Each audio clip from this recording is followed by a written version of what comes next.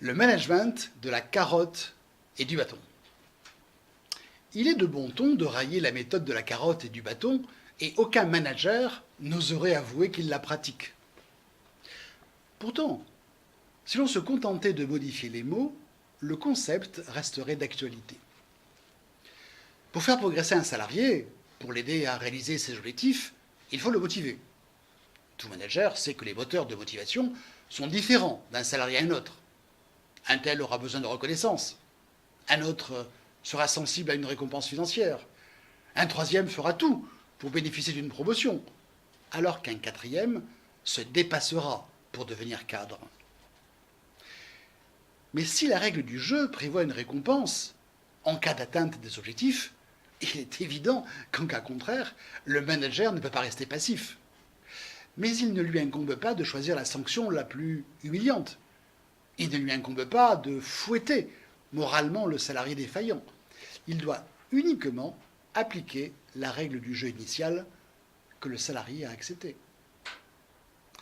Et le manager doit tout faire pour aider son équipier à réaliser, demain, ses objectifs.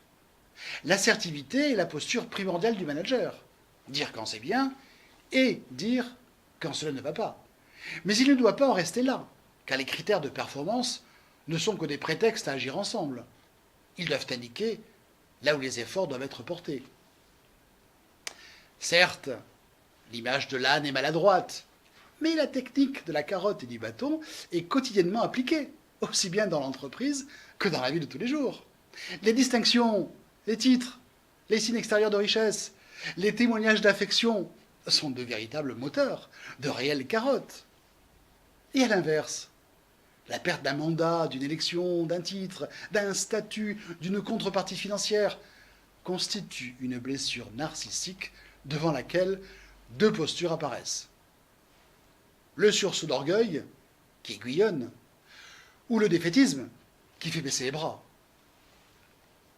En définitive, ce n'est pas le manager qui brandit la carotte et le bâton, c'est le salarié qui marche à son rythme, en composant avec ses besoins, ses motivations et ses freins, et en tenant compte des règles du jeu fixées par le manager et acceptées par lui-même. C'est le juste dosage de la sanction qui génère la vitesse de réalisation des objectifs en encourageant ou en dissuadant les bonnes volontés.